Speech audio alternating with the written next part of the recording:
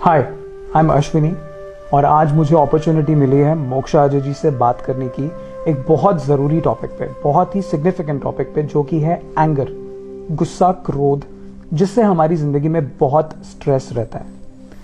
नमस्ते मोक्षा अजय जी। हाँ, नमस्ते अश्विनी जी, आपका स्वागत है। थैंक यू सर, आपका भी। हाँ। तो सर, बेसिकली ये जो टॉपिक है हमारा आज का, एंगर, ये हमें क्यों आता है, इतना गुस्सा क्यों आता है, कब आता है क्या चीज़ ये एंगर? अश्विनी, अगर ये देखें, ये नेचुरल है, गुस्सा जो है स्वाभाविक है। और अगर ये देखें साइंटिफिकली नज़र से तो ये एनर्जी भी है, और स्पिरिचुअलिटी से देखें तो ये एक इमोशन भी है। लेकिन गुस्सा मैं मानता हूँ कि जब अज्ञानता होती है, मूर्खता होती है, नासमझी होती है, तब हम गुस्से में ज़्यादा चले जाते हैं, क्योंकि इसका जो परिणाम है वो हमेशा ही पश्चाताप है। क्योंकि गुस्सा करने के बाद कभी भी भीतर अच्छा नहीं लगता। दूसरा, गुस्सा हमें पहले नुकसान करता है, पहले हमें ही जलाता है, फिर वही गुस्सा जब दूसरों तक पहुंचता है फिर उसको भी जलाता है, उसको भी नुकसान करता है। और सबसे जो अहम नुकसान इसमें है कि उन रिश्तों में हमेशा के लिए एक बहुत दूरी आ जाती है, जहाँ भी हम गुस्से के आधार को लेके चलते हैं। तो ये जो आपने पूछा है कि ये क्यों आता है, ये बहुत, आप कह सकते हैं कि हम जन्मों जन्मों से इसको अपने साथ कैरी कर रहे हैं, तभी ये हमारी एक प्रवृत्ति के रूप में हमारे भीतर ही विकसित हो जाता है। इसलिए ऐसा होता है कि हम बहुत बार संकल्प लेते हैं, कस्में लेते हैं कि अब हम गुस्सा नहीं करेंगे, लेकिन फिर जब परिस्थिति ऐसी आती है हम फिर गुस्से में चले जाते हैं, हमारे कंट्रोल में नहीं रहता। इट मीन्स, जैसे मैं एक पेड़ का उदाहरण दूंगा कि पेड़ में जड़ें होती हैं, टहनियाँ होती हैं, पत्ते होती हैं। तो पत्ते जो हैं या टहनियाँ हैं, ये हमारे काम, क्रोध, लोभ, मोह, ईर्ष्या, अहंकार है। तो क्रोध भी इनमें एक है, लेकिन टहनी काट देने से जड़ें तो सुरक्षित है, तो फिर नई टहनी आ जाती है, नए पत्ते आ जाते हैं। ऐसे ही जीवन में क्रोध है, जब तक उसकी प्रवृत्ति हमारे भीतर गहरे में है तब तक क्रोध बाहर आता ही रहेगा। और आपने पूछा है कि क्यों आता है, जब हमें लगता है कि चीज़ें हमारे अकॉर्डिंगली नहीं बाहर हो रही, गुस्से से हो जाएंगी, तो हम गुस्सा करते हैं।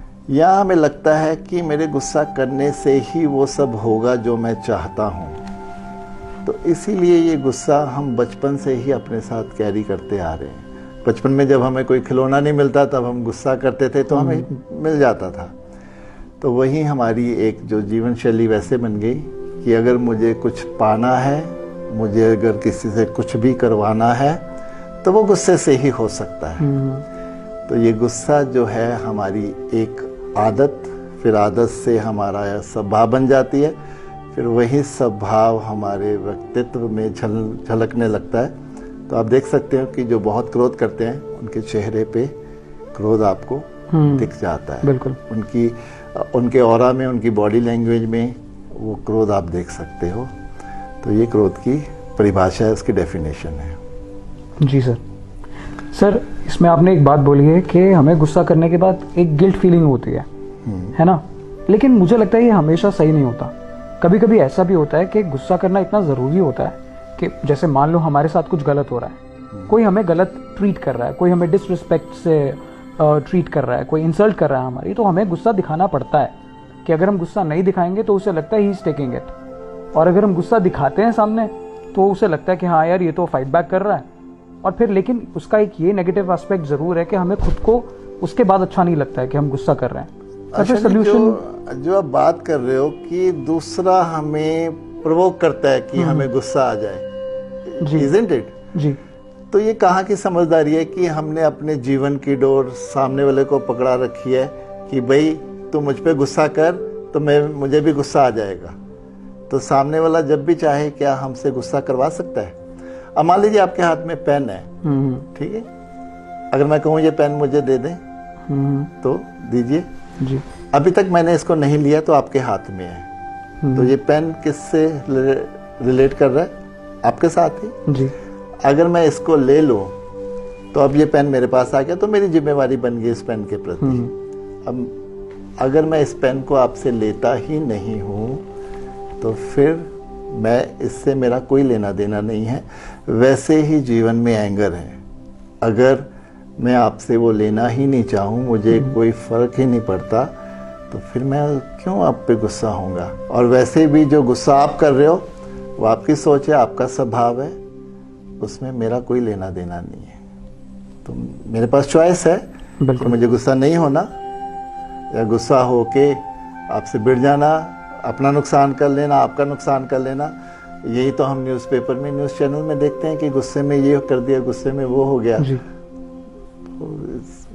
ये कोई समझदारी नहीं है, आप इससे बच सकते हैं। सर जैसे मान लो एक सिचुएशन है कि एक बॉस है, राइट, उसके नीचे टीम है, उनको पता है कि जिस दिन इस बॉस को गुस्सा आया उस दिन हमें ये एक्स्ट्रा एफर्ट लगाना है। वो एक हैबिट बनी होती है कि उनको पता है, बॉस को भी पता है कि जब तक मैं इन पे चिल्लाऊंगा नहीं, इन्होंने काम करना ही नहीं है, तो वो काम तो करवाना है, तो इसलिए तब भी चिल्लाना पड़ता है, गुस्सा करना पड़ता है, गालियां निकालनी पड़ती हैं, तो वो यूं काम हो जाते हैं। तो फिर क्या करें, पर वो फिर हैबिट भी बन जाती है बॉस की। ये हमने एक रीजन बना रखा है, ये एक रीजन है जो हमारी सोच चलती आ रही है कि काम ऐसे ही लिए जाते हैं, काम ऐसे ही होते हैं। लेकिन उसका एक और रास्ता भी है कि काम कम्युनिकेशन से भी होते हैं, प्रेम से भी होते हैं। अगर कहीं कोई लेजी है, कहीं कोई अपने काम के प्रति इतनी जिम्मेवारी से नहीं निभा रहा जी, तो कम्युनिकेशन भी है, क्यों नहीं है। आप ये उसकी जो भाषा है, जो मैं कह सकता हूँ कि वो गुस्से से कहीं ज़्यादा स्ट्रांग है, उसको जीवन में ला के तो देखें, उसका रिजल्ट तो देखें। अगर आप एक ही जगह स्टक हो जाओगे, गुस्से से ही होना है, गुस्से से ही होगा, तो फिर करते रहो, फिर अपने को नुकसान पहुंचाते रहो, अपनी सेहत को भी खराब करते रहो, अपने रिश्तों को भी खराब करते रहो। आपकी चॉइस है। राइट, शायद मे बी हम ज्यादा ट्राई नहीं करते क्योंकि एक कल्चर सा बन जाता है गुस्सा करने का। और उसके बाद यही प्रॉब्लम है कि हम जब एक रूट पर चलते हैं जीवन में, हम उसी रूट पे चलते रहते हैं और उसी को ही हम सही समझने लगते हैं। हम ये देखते भी नहीं हैं कि चीजें और भी तरीकों से होती हैं, राइट, हो सकती हैं और इससे कहीं बेटर हो सकती है। तो फिर मैं ये कहूँगा चॉइस आपके पास है। सर अगेन फिर से मैं बोलूंगा कि बहुत ही कभी कभी सिचुएशन स्पेसिफिक रह जाता है गुस्सा। जैसे कि अब सामने एक छोटा बच्चा है, उसके पेरेंट्स उसे समझाने की कोशिश कर रहे हैं कि ये मत करो, वो बार बार मान लो कहीं गलत चीज को हाथ लगा रहा है, किसी इलेक्ट्रिकल अप्लायंस को हाथ लगा रहा है, वो नहीं सुनता है, जैसे ही उसको डांट पड़ती है जोर से, साथ ही वो रुक जाता है। तो गुस्सा तो करना पड़ता है, फिर उसका भी यही एक सिस्टम बन जाता है कि अच्छा गुस्सा आया है, मतलब एक वही रिस्पॉन्स आ जाता है उसका कि गुस्से पे मुझे ये रुक जाना है। गुस्सा करना और गुस्सा दिखाने में आप फर्क समझते हो? शायद नहीं सर। बहुत जगह पे ये होता है कि हमें गुस्सा दिखाना पड़ता है उसके फायदे के लिए, उसमें बच्चे का ही फायदा है। लेकिन हम भीतर से अपसेट नहीं है, हम भीतर से गुस्सा लेके नहीं चल रहे हैं। उसमें क्या होता है कि हमने गुस्सा दिखाया और साथ ही हम अपने फिर केंद्र पे आ गए, तो बच्चे ने समझ लिया, डेट्स ऑल। लेकिन हम कहीं भी अंदर से विचलित नहीं हुए, कहीं व्याकुल नहीं हुए, कहीं हमारे वो एक्चुअल गुस्सा है ही नहीं। तो ये भी तो आपके पास चॉइस है, जहां आप गुस्सा दिखा के ही सिर्फ चीज ठीक कर सकते हो, लेकिन एक्चुअल गुस्सा होने की कोई जरूरत नहीं है। राइट, मतलब आप ये कह रहे हो कि जैसे हम गुस्सा दिखा तो रहे हैं लेकिन वो अंदर से हमें डैमेज नहीं कर रहा, वो हमें अफेक्ट नहीं कर रहा है, क्योंकि हम वो उसे शायद इतना मन पे नहीं ले रहे हैं। वो आप सिर्फ ऊपर से रख रहे हो। हाँ जी, वो भीतर से नहीं आ रहा। जो गुस्सा भीतर से आएगा वो आपको पता है वो कैसा होता है, और ऊपर से हम जो करते हैं वो भी आपको पता है कि। तो आप देखिए जो भीतर से गुस्सा आता है वो कितने रोग लेके आता है, हमारे कितनी डिसीज लेके आता है। बीपी हमारा जो है, वो शुगर जो है, ये वो सारा हमारे इसी इमोशन से जुड़े हैं। क्योंकि गुस्से में जब पूरा हमारा जो ब्लड सर्कुलेशन है वो सारा एकदम तेज हो जाता है, हमारी जो सांस है एकदम फास्ट हो जाती है। वहीं आप देखिए जब गुस्से में होते हैं तो आपकी सांस कैसे चलती है, एकदम स्पीड में आ जाती है। वहीं जब हम बिल्कुल रिलैक्स होते हैं, शांत होते हैं, तो हमारी सांस भी हमारे साथ वैसे थमी रहती है। और जब सांस थमी रहती है तभी हम शांति, आनंद, खुशी, सुकून में तब रहते हैं। तो इसीलिए मैं सीधे शब्दों में आपको यही कहूँगा कि जितना हो सके गुस्से को समझें, और उसको वही यूज़ करें जैसे खाने में नमक की तरह यूज़ करते हैं, नमक में खाने की तरह नहीं। Got it? नाइस सर, लेकिन जैसे आपने कहा कि ये एक नेचुरल इमोशन है, हमारे अंदर से आता है, तो अगर ये नेचुरल है तो हम इसे कंट्रोल कैसे कर सकते हैं? इसको सजगता से, इसीलिए तो ध्यान है, इसीलिए अध्यात्म का रास्ता है कि अपने बारे में सजग हो जाना। हम अपने गुस्से, अपने पास्ट को देखें कि जहाँ जहाँ हमने गुस्सा किया है अभी तक, हमने क्या क्या खोया, कहाँ कहाँ हमने नुकसान किया, अपना नुकसान किया, दूसरों का नुकसान किया। जब आप पीछे मुड़कर देखें अपने पूरे जीवन को, तो जहाँ आपने गुस्सा किया आपको अच्छा लगता है? कभी भी अच्छी फीलिंग नहीं आएगी, बल्कि आप एक पश्चाताप में ही आते हैं कि नहीं, मुझे नहीं करना चाहिए था, मैंने कर दिया। अब तो जब आप ये देखते हैं उसके नुकसान, फिर आगे के लिए आप बिल्कुल अवेयर हो जाते हो कि नहीं, अब मुझे नहीं करना, अब हो गया जो होना था। तब मेरी मन की बेहोशी थी, लेकिन आज मैं सजगता से कह सकता हूँ कि अब मुझे नहीं करना है। तो जब आप ये लेके चलते हो कि अब मुझे थोड़ा बहुत नुकसान हुआ भी जीवन में तो हो जाएगा, लेकिन गुस्से से जो नुकसान होता है वो कहीं ज़्यादा है, तो इसलिए मुझे अब गुस्सा नहीं करना है, तो आप फिर से बाहर आ जाते हो। बाकी ध्यान और अध्यात्म जो है वो तो हमारी प्रवृत्तियों पे काम करता है, वहाँ जड़ पे काम करता है। वो मैं आप फिर डिटेल में हम आगे बात करते हैं। सर, जैसे एक एग्जाम्पल है, मेरे एक दोस्त के फादर हैं, तो वो कैसे, उनकी एक पर्सनालिटी ऐसी बनी हुई है, एक ये इमेज बनी हुई है कि इनको तो बहुत गुस्सा आता है और सब उनसे डरते हैं, और वही है एक, हाँ यार बड़े रोबीले हैं, बड़े रोबीले, इस सेंस में उनके बारे में कहा जाता है। पर मुझे ऑब्वियसली उनसे कोई कनेक्शन ऐसा फील नहीं होता, क्योंकि वो रहते ही इतनी एक एरोगेंट ऑरा में है, एक एंग्री मैन में के इमेज में रहते हैं, तो उनको लगता है कि वो ये बहुत सही कर रहे हैं। या मैं आपसे पूछूंगा, क्या जब आपको उनसे मिलना होता है आपको अच्छा लगता है उनसे मिलना? अच्छा तो नहीं लगता सर, मजबूरी में मिलना होता है। किसी को भी अच्छा नहीं लगेगा जो एरोगेंट होगा, जो गुस्से में रहेगा, क्योंकि वहाँ दिल से दिल का संगम ही नहीं हो सकता उससे, हम दिल से बात ही नहीं कर सकते कुछ। ऐसे लोग सिर्फ अपनी बुद्धि से अपने जीवन को चलते हैं। अहंकार, ये अहंकार की निशानी है, एकदम क्रोधित हो जाना, अपने रोब में रखना, उससे क्या होगा? उससे आप कोई सही रूट पे थोड़ी जा रहे हो। ऐसी ईगो को क्या करना आपने, जहाँ आपसे कोई भी प्रेम ना कर सके, ना आप किसी से प्रेम कर सके, आप मौका ही नहीं देते हो किसी को प्रेम करने का। तो ऐसी पर्सनालिटी को क्या करना हमने, जहाँ परिवार के लोग आपसे डर में, आपसे खौफ खाते हो, कोई बात ना कर सकते हो अपने दिल की, आपसे कुछ, वो अपनी इच्छाओं के प्रति कुछ भी आपसे खुलकर बातचीत ना कर सके कि वो क्या चाहते हैं। तो ऐसे लोग तो सिर्फ डोमिनेट करते हैं, अपनी मनमानी जो वो चाहते हैं वैसे करवाते हैं। दिस इज कोई भी अध्यात्म में कोई भी इसका जगह ही नहीं है। मैं कह सकता हूँ कि ईश्वर भी ऐसे लोगों के जीवन में कभी भी उतरते भी नहीं है। ठीक है सर, कुछ लोग होते हैं जो कहते हैं कि गुस्सा, उसे गुस्सा आया और उसने गुस्से में आके ये किया, अब मेरे को गुस्सा आ गया और मैं तो पढ़ाई करने लग गया, मम्मा ने पापा ने बहुत डांटा, मेरे को गुस्सा आ गया बहुत ज़्यादा और मैं पढ़ने लग गया। तो क्या हम ये गुस्से को कंस्ट्रक्टिव तरीके से, प्रोडक्टिव तरीके से भी यूज़ कर सकते हैं इस एनर्जी को, क्योंकि है तो एनर्जी है। वही मैंने आपको कहा कि अब यहाँ ध्यान की बात है, मैं बाद में करूँगा, अब यहाँ ध्यान को लेके आऊँगा। ध्यान एक ऐसा मार्ग है जो हमारी एनर्जी को चैनलाइज करता है, उसको उस दिशा से निकाल कर सही दिशा की ओर लेके जाता है।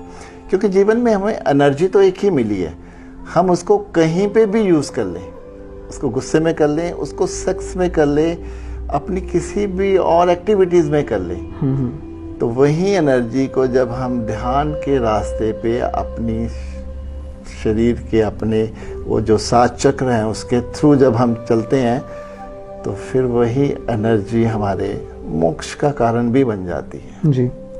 तो उसको समझना होगा। तो एनर्जी वही है, तो उसी को एक नई दिशा देनी होगी जी। तो सर, क्या मेडिटेशन और योगा करके ऐसा हो सकता है क्या कि मुझे गुस्सा आए ही नहीं, या फिर ये कि गुस्सा आता है लेकिन मैं उस पर काबू कर लेता हूँ? इस रास्ते पे जब हम चलने लगते हैं तो उसका यही संकेत है। यहाँ मैं ये नहीं कहूँगा कि गुस्सा आएगा ही नहीं, क्योंकि गुस्सा नेचुरल है, जैसे मैंने आपको शुरू में कहा था। लेकिन वो कितने समय के लिए हमारे पास आता है और कितनी जल्दी हम उससे बाहर आ जाते हैं, ये हमारी क्वालिटी है। ये हमें ध्यान के थ्रू ही मिलती है। जी। फिर धीरे धीरे कभी वो उसकी मात्रा इतने क्षण के लिए रह जाती है कि हम साथ ही अवेयर हो जाते हैं, अच्छा मुझे गुस्सा आ गया था पर अब मुझे नहीं जाना, तो हम तुरंत उससे बाहर आ जाते हैं। फिर जिस पे हम गुस्सा करते भी हैं, साथ ही हमें लगता है कि यार मुझसे गलती होगी, साथ ही उसको बोलते यार सॉरी यार मुझे गुस्सा आ गया था, मैं चाहता नहीं था, तो छोड़ यार इस बात को, मैं अपनी गलती मानता हूँ। तो चीजें यूं ठीक हो जाती हैं। तो फिर ध्यान ही एक ऐसा मार्ग है जहाँ हम इस ऊर्जा को अपने जीवन का आधार बना सकते हैं, अपनी शांति आनंद खुशी को उससे जोड़ सकते हैं। तो सर जैसे आपने कहा कि ये प्रवृत्तियों पे, हाँ प्रवृत्तियों पे हाँ जी, जो ध्यान है वो असर करता है, हाँ जी, और उससे हमें अपने क्रोध पर काबू करने में मदद मिलती है। फिर हमें अपनी सारी नेगेटिव इमोशंस जो हैं, काम क्रोध लोभ मोह ईर्ष्या अहंकार, उन सब पे काम करता है। अब ध्यान जो हमारी प्रवृत्तियां जो हमारी जड़ों में हैं, ध्यान वहां तक पहुंच के उसके वेग को कम करता है, उसकी जो स्ट्रेंथ है, उसकी जो डेप्थ है, उसको कम करता है। क्योंकि एक ध्यान ही ऐसा मार्ग है कि जहां हम अवेयर होते हैं अपने इन सभी प्रवृत्तियों पे, अपने इन सभी इमोशंस पे। और अध्यात्म ये कहता है कि जब हम किसी भी अपनी इमोशंस को, नेगेटिव इमोशन को जब गहरे में देखना शुरू करते हैं, सिर्फ देखने मात्र से ही वो इमोशन की जो स्ट्रेंथ है वो कम होनी शुरू हो जाती है।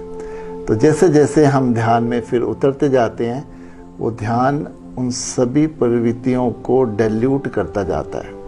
और फिर हम जब इस मार्ग पे और आगे बढ़ जाते हैं तो फिर एक समय पर आकर हमें वो तंग नहीं करती, हमें कोई भी उसकी याद नहीं आती, कोई भी अतीत में जो हमारी स्मृतियाँ इनसे जुड़ी वो भी हमारे जीवन से जाने लगती हैं। तो फिर जीवन एक मोक्ष की तरफ, मैं कहता हूँ जो मेरा एक जिम्मेवारी है, जहाँ जो मेरा एक लक्ष्य है जीवन का, कि अपने जीवन को और आसपास के जो भी मेरे जीवन हैं उनको इस मार्ग पर ले जाया जाए। तो उसमें इसीलिए जर्नी टू मोक्षा का एक जो प्लेटफॉर्म है, उसमें कोर्सेज हैं। कोर्सेज में ब्रीदिंग प्रोसेस है, मेडिटेशंस हैं, और उस पर हम 1 by 1 face to face her एक से इंटरेक्शन करते हैं कि वो कहाँ पे फंसा हुआ है, उसकी कहाँ प्रॉब्लम्स है, तो उसको फिर वहाँ से हम निकाल के उसको सही रूट पे करते हैं। तो ये जो है ध्यान, जो हमारी ब्रीदिंग प्रोसेस है, और भी बहुत से ऐसे हम एक्टिविटीज़ करते हैं जिससे आप जहाँ अटके हो उनसे आप बाहर निकलना शुरू होते हो, और फिर अपने जीवन को सही अपने आप ही चुनाव करके आप इन सब से ऊपर उठना शुरू होते हो। तो गुस्से के साथ साथ मैंने आपके सारी इमोशंस पे ही काम करने का वो आपको तरीका बता दिया, जिसमें काम क्रोध लोभ मोह ईर्ष्या अहंकार, तो सब ये पैकेज है कि साथ ध्यान सब पे काम करता है। आपने जो मुझे बातें बताई हैं अभी तक, उनसे मुझे ऐसा लग रहा है कि मैं ऑलरेडी उन्हें अपनी इमेजिनेशन में अप्लाई कर रहा हूँ, जैसे कि ना अपनी रियल लाइफ सिचुएशंस में, कि अच्छा मुझे ये गुस्सा वहाँ से लेना नहीं है, ये करना नहीं है। तो I am really looking forward to कि जो आपकी मेडिटेशन वाली जो क्रियाएं हैं, योगा है, उससे मुझे काफ़ी, मुझे लगता है कि असर होगा। आप देखिए, इन सब से हम जो सजगता आ जाती है, हम जो देते हैं सजगता आपको प्रोवाइड करवाते हैं कोर्सेज के थ्रू, वो सजगता फिर आपको हर तरफ आपकी क्रिएटिविटी, आपकी प्रोडक्टिविटी, आपकी पॉजिटिविटी, वो सब बढ़ाती चली जाती है। और फिर आप जीवन में एक, मैं कह सकता हूँ, चाहे बाहरी संसार है या अपना भीतर का संसार है, आप दोनों तरफ एक सक्सेसफुल पर्सन बनते चले जाते हो। तो that is the best combination हाँ जी। कि आप संसार में भी बिल्कुल शांत हैं, बिल्कुल प्रॉपर वे में अपना काम कर रहे हैं, और अध्यात्म में भी आप बिल्कुल केंद्रित हैं, क्योंकि दोनों चीजें बाहर और भीतर का संसार आपस में जुड़ा हुआ है जी। एक दूसरे पे उसका इम्पैक्ट आता है।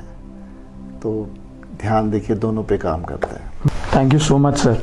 आपने जो आज चीज़ें मुझे बताई हैं वो मुझे वाकई में ऐसा लग रहा है कि मैं उन्हें अप्लाई कर सकता हूँ अपनी रियल लाइफ में। मुझे बहुत ही हेल्पफुल लग रही हैं, और आई एम श्योर कि हमारे ये वीडियो देखने वालों को भी इस चीज़ से बहुत ही हेल्प मिलेगी। बिल्कुल। तो नियर फ्यूचर में sir I would really like कि मैं आपसे कुछ और टॉपिक पे भी बात करूं, कुछ और ज्ञान। You are always most welcome Ashwini, Thank you कभी so भी much, कोई टॉपिक हो, क्योंकि मुझे हर टॉपिक पे बात करना अच्छा लगता है जी। क्योंकि ये मेरा फील्ड है। राइट। तो you are always welcome. Thank you so much sir. Welcome.